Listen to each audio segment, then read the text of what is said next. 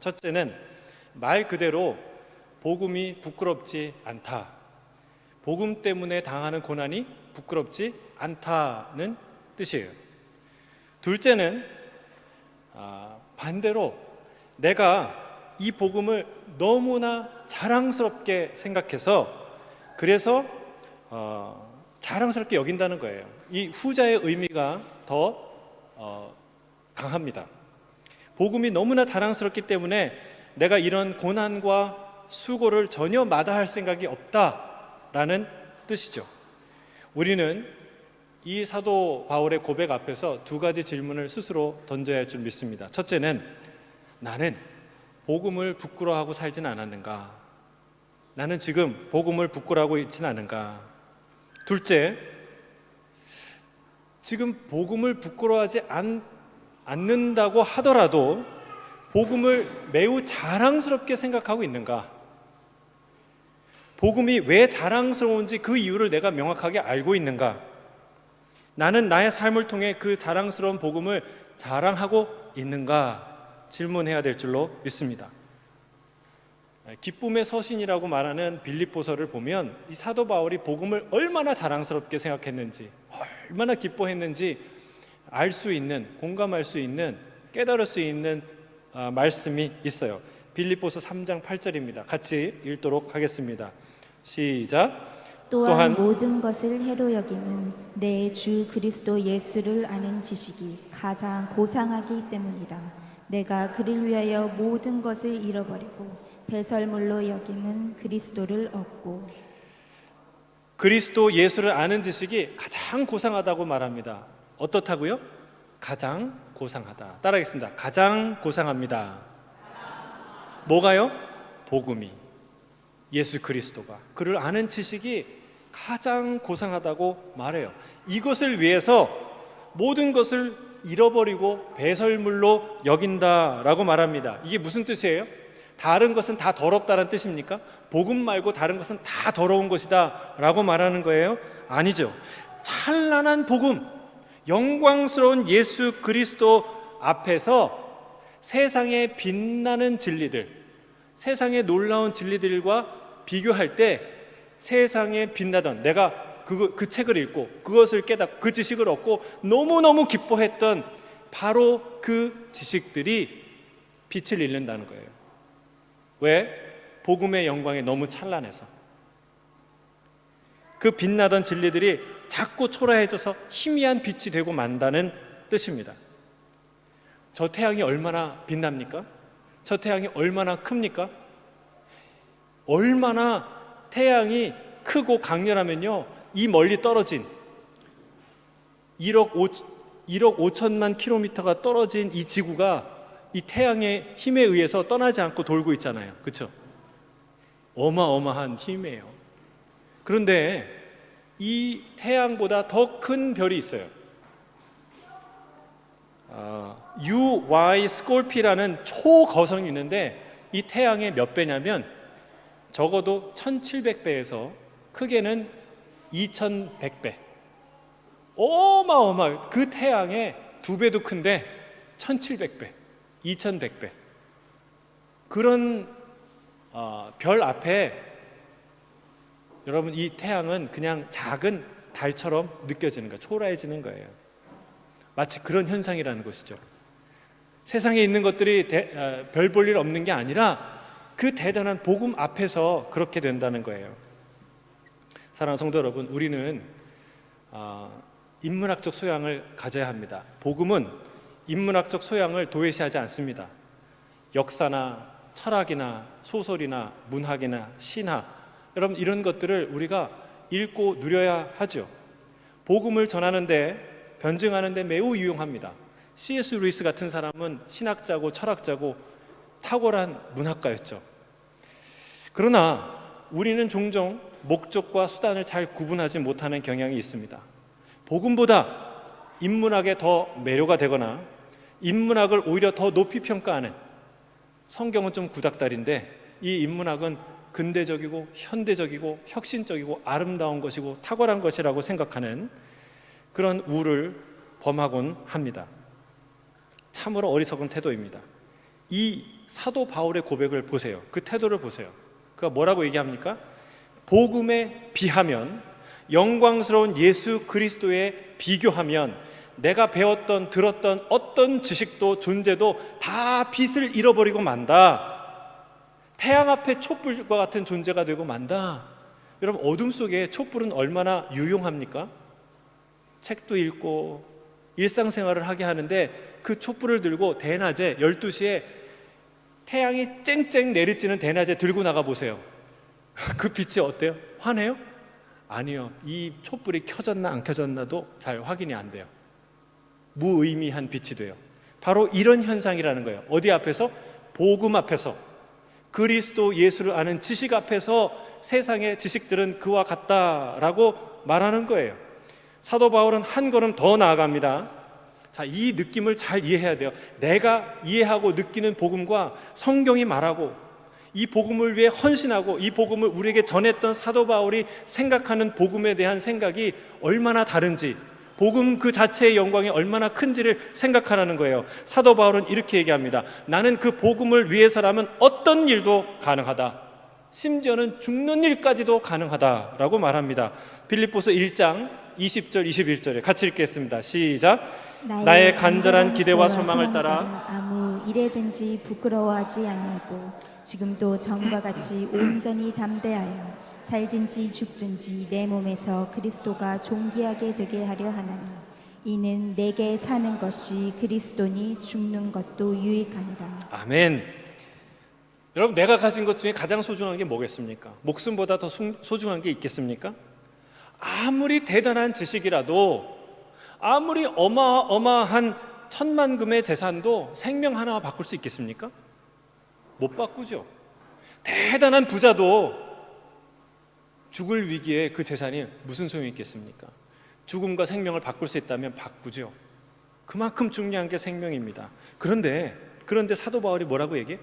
그 나에게 하나밖에 없는 소중한 목숨을 바쳐도 아깝지 않은 것, 그리고 오히려 그런 일이 벌어지는 게 내게 유익하다. 복음을 위해서 내 생명을 던지는 것이 유익하다라고 말하는 거예요. 여러분, 죽으면 다 끝장나는데 뭐가 유익하겠습니까? 여러분, 복음을 위해 죽는다면 복음을 위해 던진 내 생명보다 훨씬 더 귀한 것, 훨씬 더 위대한 것, 아름다운 것을 얻게 된다는 거예요. 아멘이십니까? 놀라운 얘기 아니에요? 여러분, 이렇게 소중한 거를 경험하고 발견해 본 적 있으세요? 그런 걸 갖고 계십니까? 복음이 그런 거라는 거예요. 심지어 그는 그것을, 복음을 위해 내 생명을 던지는 것을 간절히 기대하고 소망한다고 말하고 있어요. 여러분, 과연 우리가 복음을 그렇게 많이 듣고 말하고 믿는다고 얘기하는데 이 정도로 복음을 자랑스럽게 여기고 있냐는 거예요. 사도 바울은 처음에는 복음을 받아들였으나 결국은 복음을 저버린, 지키지 못한 사람들의 이야기를 합니다. 복음의 영광을 알지 못하고 복음을 부끄러워서 떠난 사람들에 관한 이야기를 합니다. 15절이에요. 같이 읽겠습니다. 15절 시작. 아시아에 있는 모든 사람이 나를 버린 이 일을 내가 아나니 그 중에는 부겔로와 허모게네도 있느니라. 아시아에 있는 모든 사람이 나를 떠났대요. 이게 좀 과장이죠, 그렇죠? 설마 다 떠났겠습니까?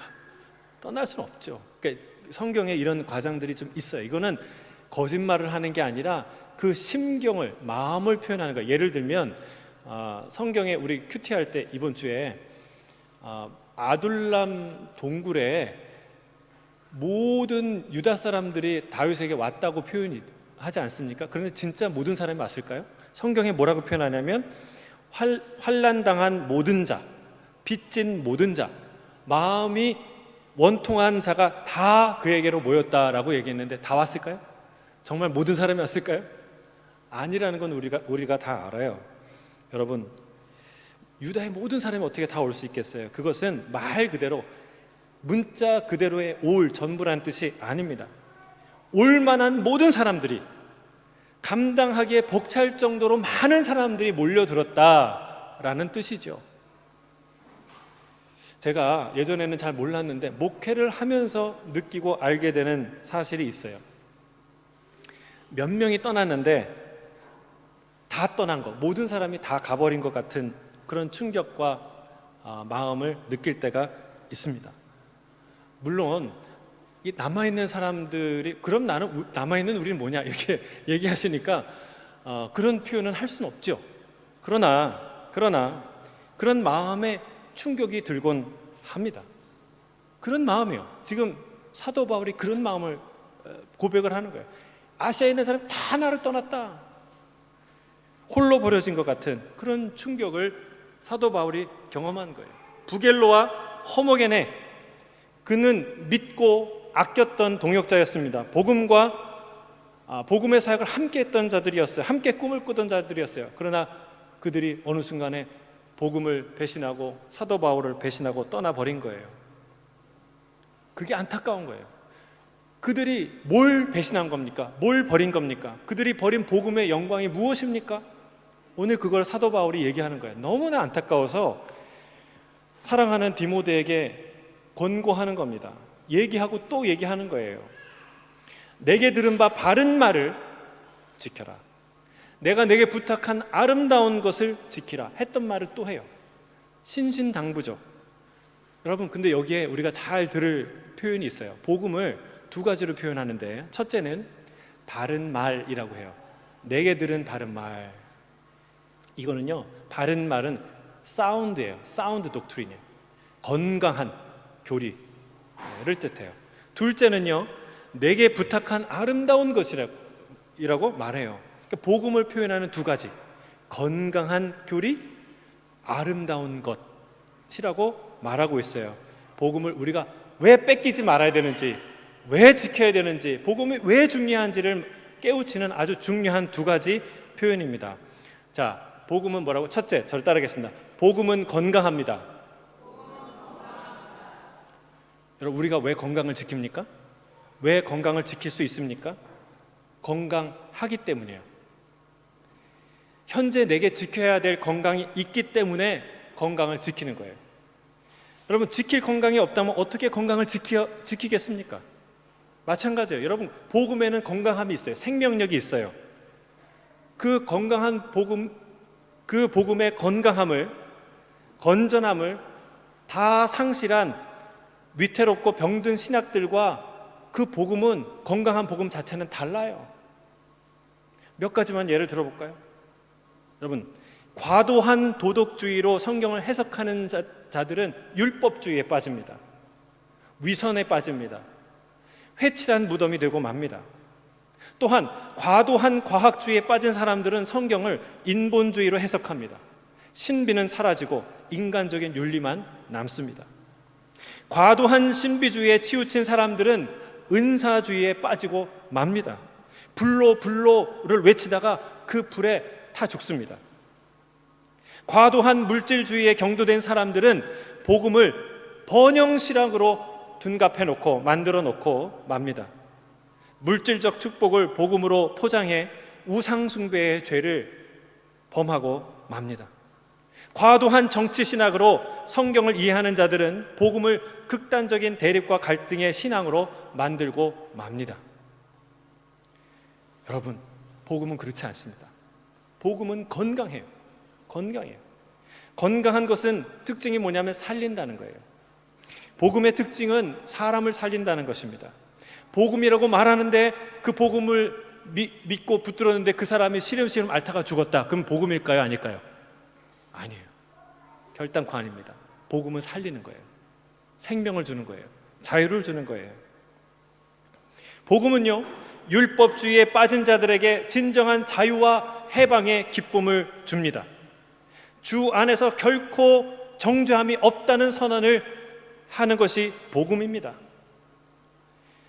복음은 인본주의에 빠져서 현실주의자가 되고 염세주의자가 되어가는 자들에게 신비롭고 영광스러운 하나님의 나라를 맛보게 합니다.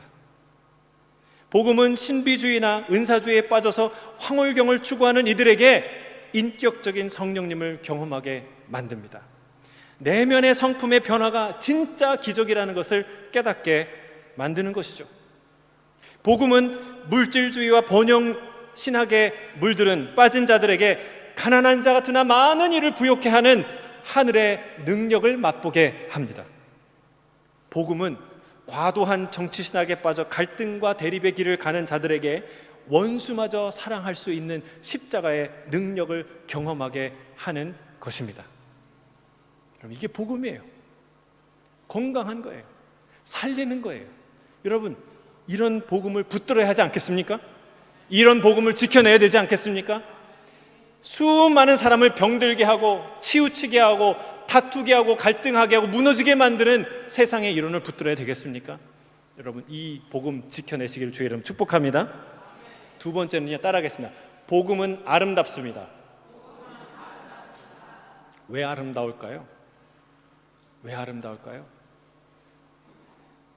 위대한 사랑 이야기이기 때문에 아름다워요.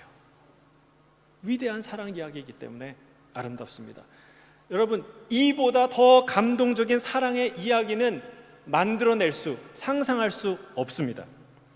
여러분, 감동적인 드라마 이런 걸 보세요. 다 무슨 얘기예요? 아주 돈이 많은 갑부가 가난한 한 여인을 사랑한다는 거예요. 감동적이죠. 또는 그 오만과 편견이라는 영화 보셨습니까? 아주 멋진 그 귀족 신사가 나와요. 아름다운 사랑의 이야기예요. 지체가 아주 높은 이 귀족이 천한 신분의 한 여인을 진실하게 사랑하는, 이런 게 감동이에요. 그렇죠? 그러나 여러분, 세상의 그 어떤 이야기보다 신이 인간을 사랑한 이 이야기에 비교할 수 있겠습니까? 신이 인간을 사랑한 이야기에 비길 수 있겠습니까? 그 인간은 그냥 인간이 아니라 죄인이었던 인간을 사랑한 그 신의 이야기. 그것도 그 죄인을 위해서 자신의 소유의 일부가 아니라 자신의 가진 전부, 가장 소중한 아들을 주신 그 이야기. 그리고 그 아들 역시 자기에게 있는 하나밖에 없는 목숨을 저 처참한 십자가 위에서 아낌없이 죄인을 위해서 주신 이 이야기. 이 이야기보다 더 아름다운 사랑 이야기를 여러분 상상할 수 있습니까? 만들어낼 수 있습니까? 불가능하다는 거예요. 불가능하다는 거예요. 우리가 몰라서 그렇지, 못 깨달아서 그렇지, 여러분, 이 복음은 이 세상에 존재하는 모든 러브스토리 중에 가장 위대한 러브스토리라는 사실입니다. 그래서 아름다운 거예요. 또 질문합니다. 복음이 왜 아름답습니까? 복음이 아름다운 이유는 놀라운 구원 이야기이기 때문에 그렇습니다. 이 복음보다 더 장엄한 승리의 드라마는 존재하지 않습니다. 여러분, 세상에 통쾌한 승리 이야기가 참 많아요. 이 볼품없는 연약한 목동이 3m 되는 거대한 거인 장군을, 골리앗을 때려 눕히는 다윗과 골리앗 이야기, 얼마나 감동적이에요. 300명의 스파르타 군인들이 페르시아의 30만 대군을 당당히 맞서서 싸웠던 그 테르모필레 전투 이야기, 영화 300 보셨습니까? 얼마나 감동적인 이야기예요. 그런데 세상에 존재하는 그 어떤 감동적인 승리 이야기도 죽음을 이긴 십자가와 부활의 승리에는 비교할 수 없다는 거예요. 아멘 아닙니까? 진실로 아멘 아닙니까? 그 어떤 승리가 죽음을 이깁니까? 사람은 이기고 나라는 이겨도 어떻게 죽음을 이길 수 있는 전쟁이 있습니까? 그런 승리가 세상에 어디 있습니까? 위대한 승리의 이야기예요. 이 복음은 단순한 승리가 아닙니다. 죄와 사망을 이긴 결정적 승리요, 역사적 승리요, 우주적 승리인 줄 믿습니다. 여러분, 이 복음을 우리가 지켜야 하지 않겠습니까? 지켜내야 되지 않겠습니까? 이렇게 건강한 복음, 살리는 복음, 아름다운 복음, 가장 위대한 사랑 이야기, 가장 장엄한 승리 이야기가 왜곡되거나 변질되거나 거부되거나 소멸되는 것을 우리가 막아야 하지 않겠습니까? 여러분, 건강도요, 지켜야 누리는 거예요. 건강을 갖는 것과 지키는 것이 별개의 얘기가 아닙니다. 복음도 마찬가지예요. 복음은 지켜야 누리는 거예요. 주님은 나를 사랑하는 자는 내 말을 지킬 것이라고 말씀합니다. 그때 지키다는 말은 헬라어로 뭐라고 제가 계속 반복했잖아요. 뭐라고요? 테레오. 따라하겠습니다. 테레오. 적어도 이거 하나는 기억하셔야 돼요. 헬라어 중에 이거 하나는 우리 교회에서 예수 따라가는 교회 성도들은 이거 하나는 기억해야 돼요. 테레오. 따라하겠습니다. 시작. 테레오. 이거는 뭐예요? 지켜보다, 그리고 굳게 붙들다, 그리고 빼앗기지 않다, 지켜내다 라는 뜻이에요. 그런데 오늘 사용하는 이 말은 다른 단어인데 필라소라는 뜻이에요. 내가 내게 분부한 이 아름다운 것을 지키라 라고 말할 때 이 지키라가 필라소인데, 이 단어도 역시 똑같은 의미를 갖고 있어요. 지켜보다, 주의하다, 보존하다, 보호하다 라는 뜻을 갖고 있어요. 동일한 말이에요. 믿음은 지켜내는 싸움이에요. 무슨 싸움이라고요? 지켜내는 싸움이에요. 한번 깨닫는 싸움이 아니라, 한번 갖는 싸움이 아니라 그걸 지켜내는 싸움이에요. 지켜내는 사람과 못 지켜내는 사람이 있을 뿐이에요. 여러분, 건강을 지켜내지 않으면 누리지 못하듯이 복음을 지켜내지 않으면 복음을 누릴 수 없고 복음을 빼앗길 수밖에 없고 우리는 망할 수밖에 없다는 사실이에요.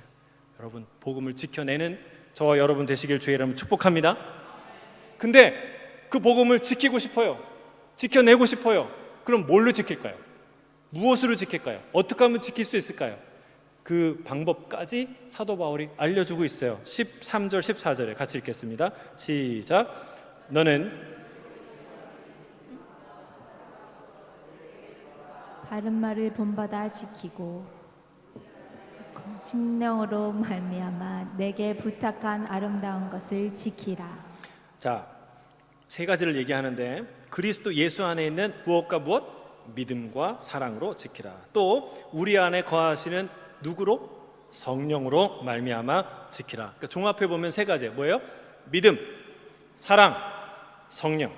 자, 이 세 가지로 우리가 건강하고 아름다운 이 복음을 어떻게 지켜낼 수 있느냐? 믿음과 사랑과 성령으로 지켜낼 수 있다는 거예요. 자, 저를 따라하겠습니다. 첫 번째, 복음은 믿음으로 지켜야 합니다.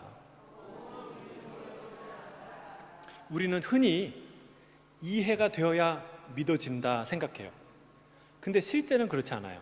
실제는 반대예요. 실은 믿어야 이해가 됩니다. 여러분, 이게 무슨 억지 같은 얘기냐 싶지만 실제가 그래요. 믿어야 이해가 되지, 이해가 되어야 믿어지는 게 아닙니다. 제가 한 가지 확실한 예를 들어드릴게요. 이 한 가지만 들어도 여러분 공감하실 거예요. 여러분, 교회나 세상이나 지금 한국 사회가 딱 정치 지형도가 둘로 딱 나눠져 있어요. 그래서 자기가 지지하는 사람의 이야기는요, 무슨 얘기를 해도 믿어져요. 다 억울한 일 같아. 막 상대편이 막 비판을 하면 저거는 정치적인 모략이고, 그 사람이 하는 얘기는요 다 이해가 되고, 아, 그래서 그랬지, 그래서 그랬대잖아 라고 다 이해가 돼요. 여러분, 안 그렇습니까? 근데 반대편은요 옳은 얘기를 하는 것 같은데 사실을 얘기해도 거짓말 같아요. 아니, 다 정치적인 모함이고 콩으로 매주를 쓴다고 해도 저건 헛소리다 생각하는 느낌이 들어요. 그럼 저만 그렇습니까? 여러분, 그게 실제 아닙니까? 이해가 먼저가 아니라는 거예요. 지지가 먼저예요. 내가 지지하는 사람의 이야기는 다 믿어져요. 이해가 돼요. 지지는요 일종의 신앙입니다. 믿음입니다. 신뢰입니다. 결국 누구를 믿느냐는 싸움이에요. 여러분, 잘 선택하세요. 내가 믿는 그 사람과 함께 망할 수 있고 내가 믿는 그 사람과 함께 살아날 수 있어요. 그래서 누구를 믿느냐가 제일 중요해요. 우리가 우리의 지성으로 그걸 분별하고 옳은 데를 가는 것 같지만 사실은 그렇지 않다는 거예요. 우리의 지성은요 사실 우리의 믿음을 돕는 믿음의 수단과 도구가 되는 경우가 많아요. 내가 믿는 사람을 변호하고 내가 믿는 사람을 지지하는데 내 이성과 내 지식이 사용될 때가 훨씬 더 많아요. 여러분, 누굴 믿겠습니까? 세상을 믿다가 세상과 함께 망하시겠습니까? 아니면 예수 그리스도를 믿다가 주와 함께 사시겠습니까?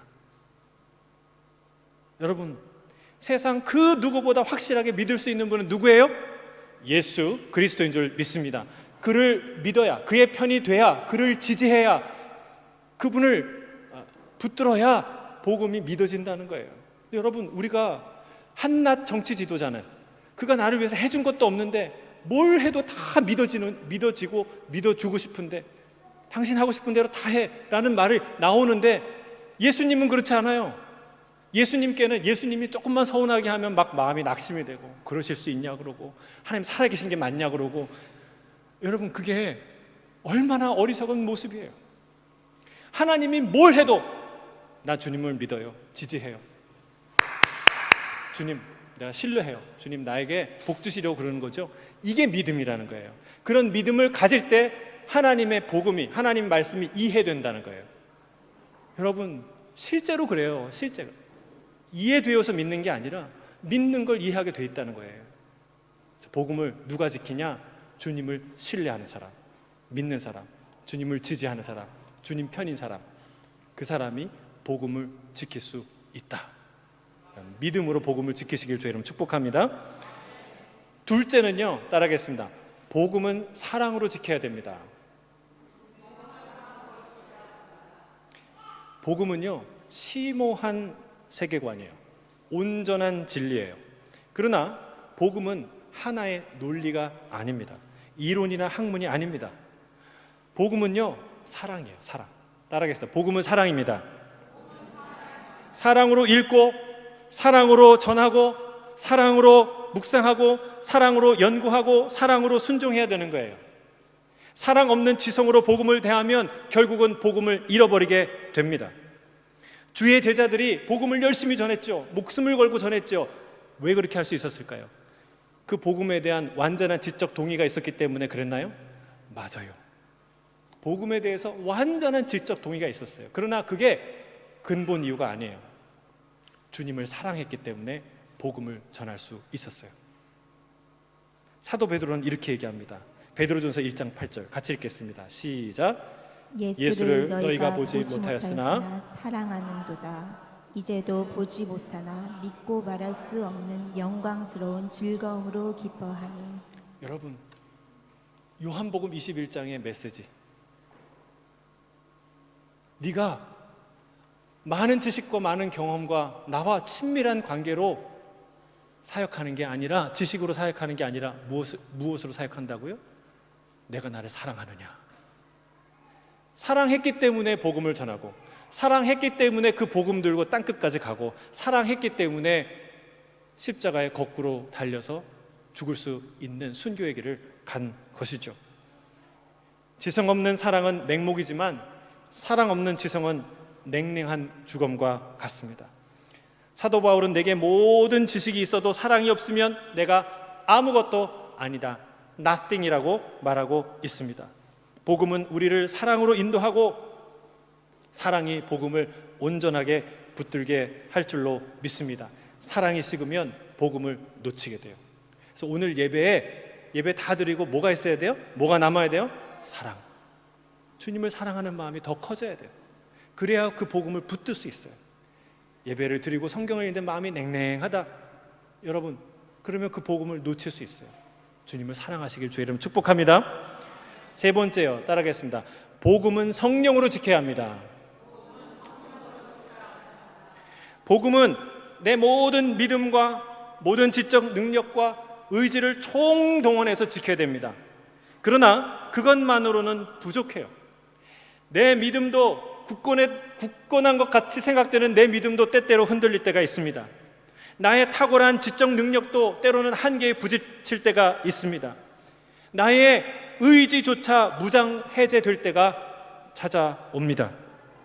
그래서 복음은 성령의 능력으로 지켜야 합니다. 우리 안에서 말할 수 없는 탄식으로 우리를 위해 중보하시는 그 성령님의 능력으로, 그 성령님의 도우심이 우리에게 필요합니다. 임마누엘의 하나님, 진리의 영이신 성령님께서 날마다 우리를 인도하고 붙들지 않으면 그 길을 잃고 맙니다. 복음을 놓치고 맙니다. 생명의 영이요 권능의 영이신 성령께서 나를 붙들지 않으면 우리는 천길 낭떠러지에 떨어지고 만다는 사실이에요. 낙심과 절망에 사로잡히고 만다는 사실입니다. 사랑하는 성도 여러분, 건강한 복음, 살리는 복음, 이 아름다운 복음 지키시겠습니까? 믿음과 사랑과 성령으로 지키시겠습니까? 사도 바울은 그렇게 복음을 목숨 걸고 지킨, 복음과 복음과 함께 고난받는 걸 두려워하지 않았던 한 사람을 소개합니다. 오네시보로예요. 우리 본문 16절 18절 함께 읽도록 하겠습니다. 본문 16절에서 18절 함께 읽겠습니다. 시작. 원하건대 주께서 오네시보로의 집에 긍휼을 베푸시옵소서. 그가 나를 자주 격려해 주고 내가 사슬에 매인 것을 부끄러워하지 아니하고 로마에 있을 때에 나를 부지런히 찾아와 만났습니다. 주께서 그로 하여금 그날에 주의 긍휼을 입게 하여 주옵소서. 또 그가 에베소에서 많이 봉사한 것을 내가 잘 아느니라. 자, 이 오네시보로는 디모데가 목회하고 있던 에베소 사람이에요. 그가 잘 아는 사람이었어요. 사도 바울이 말했듯이 에베소에서 많이 봉사했던 사람이, 특히 복음 때문에 고난받는 바울에게 자주 격려했던, 사슬에 매인 것을 전혀 부끄러워하지 않았던, 로마 감옥에 갇혔을 때도 부지런히 찾아와 나를 만나 주었던, 부지런히 찾았다는 것은 열심히 찾았다는 거예요. 그러니까 감옥에, 요즘처럼 감옥이 현대화되지 않아서 면회 신청하면 딱 만나는 게 아니라 신청하고 또 신청하고 찾아가고 어디에 갇혀 있는지 수소문하고 그렇게 해서 찾아갔다는 거예요. 열심히 나를 찾아왔다. 그런 이 오네시보로에게 사울은 뭐라고 기도합니까? 그날 곧 주님이 다시 오시는 날 주의 긍휼을 입게 해 주시옵소서라고 2번이나 간구합니다. 반복해서 간구해요. 여러분, 성경은요, 주를 위해 고난이나 수치를 당하는 자는 하나님 앞에서 어마어마한 상급을 받게 될 것이라고 말하고 있습니다. 디모데후서 2장 12절 이렇게 말합니다. 함께 읽겠습니다. 시작. 참으면 또한 함께 왕노릇할 것이요 우리가 주를 부인하면 주도 우리를 부인하실 것이요. 누가복음 12장 8절 9절 시작. 내가 또한 너희에게 말하노니 누구든지 사람 앞에서 나를 시인하면 인자도 하나님의 사자들 앞에서 그를 시인할 것이요 사람 앞에서 나를 부인하는 자는 하나님의 사자들 앞에서 부인을 당하리라. 아멘. 그날에, 주님이 오시는 그 영광의 날에 누가 상급을 받습니까? 누가 주의 특별하고 풍성한 긍휼을 입습니까? 사람들 앞에서 그리스도를 시인하는 사람들이에요. 근데 이거는 예수님을 안다고 고개 끄덕거리는 사람이 아니에요.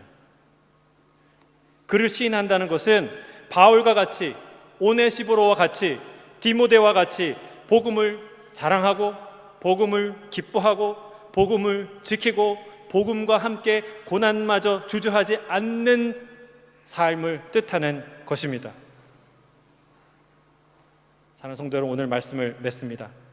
지상에서 가장 아름다운 사랑 이야기, 온 인류 역사 가운데 가장 장엄한 이 승리 이야기, 이 복음, 이 아름다운 복음을 믿음과 사랑과 성령으로 지켜보고 지켜내고 굳게 붙들어 빼앗기지 않는 저와 여러분이 되시기를 주의 이름으로 축복합니다. 함께 기도하겠습니다. 사랑하는 주님,